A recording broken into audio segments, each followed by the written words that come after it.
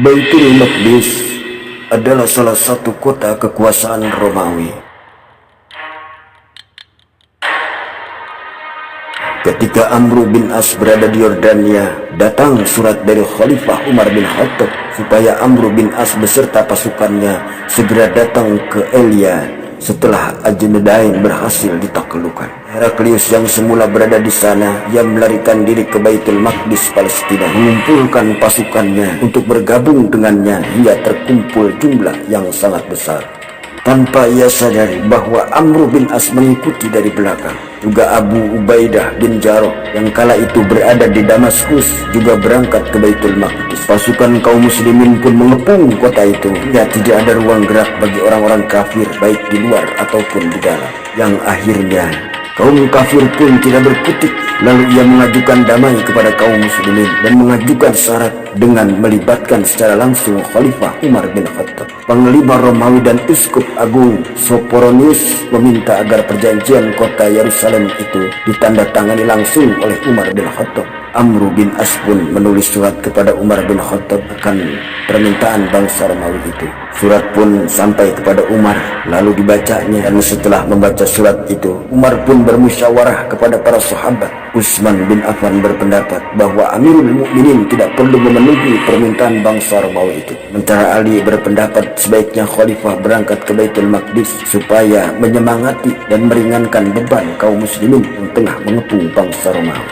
Khalifah Umar pun mengambil pendapat Sayyidina Ali. Umar pun mempersiapkan keberangkatannya ke wilayah Syam untuk menerima langsung kunci-kunci Baitul Maqdis itu. Khalifah Umar pun memerintahkan pegawainya supaya menulis surat untuk menemui beliau di Jabiyah, Damaskus. Mereka pun menyambut kedatangan Umar bin Khattab, dan yang pertama kali menyambut Umar adalah Yazid bin Abu Sufyan, disusul oleh Abu Ubaidah dan Khalid bin Walid. Semua pembesar-pembesar Muslim dan Kristen menyambut Khalifah Umar yang datang dari Madinah. Ketika datang Khalifah Umar, para pemimpin Romawi terkejut karena Khalifah menaiki unta tanpa pengawalan besar-besaran. Bahkan Khalifah hanya ditemani oleh seorang ajudannya. Para pembesar Romawi tidak menyangka seorang Khalifah yang menggetarkan setiap lawan, yang semua perintahnya ditaati penuh oleh panglima-panglimanya, ternyata hanya seorang laki-laki yang sangat sederhana.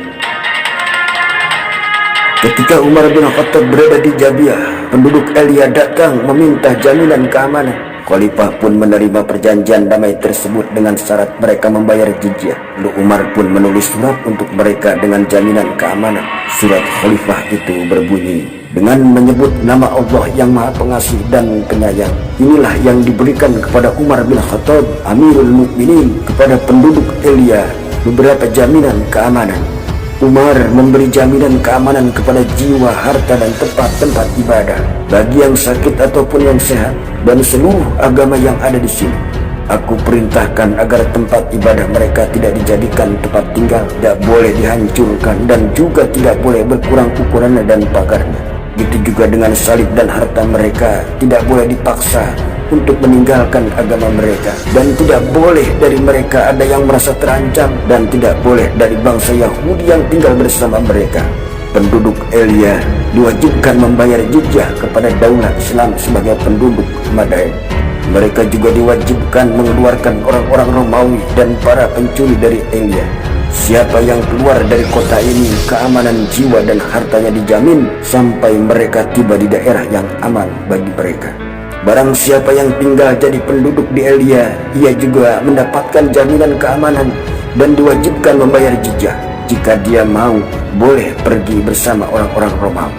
Isi surat ini dijamin oleh janji Allah, tanggungan para rasul, tanggungan para khalifah, dan tanggungan kaum muslimin selama mereka melaksanakan kewajiban membayar jizyah. Dan saksi-saksi perjanjian ini adalah Khalid bin Walid, Amr bin As, Abdurrahman bin Auf, dan juga Muawiyah bin Abu Sufyan.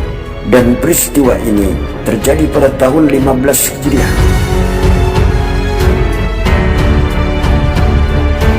Saat Umar bin Khattab memasuki Baitul Maqdis, Umar bin Khattab masuk ke gereja Al-Qiyamah. Kemudian Umar melakukan sholat di tangga gereja. Umar mewanti-wanti agar tangga itu tidak dipakai untuk sholat berjamaah. tidak boleh dipakai tempat azan. Setelah itu Umar memerintahkan supaya membangun masjid di depan Baitul Maqdis.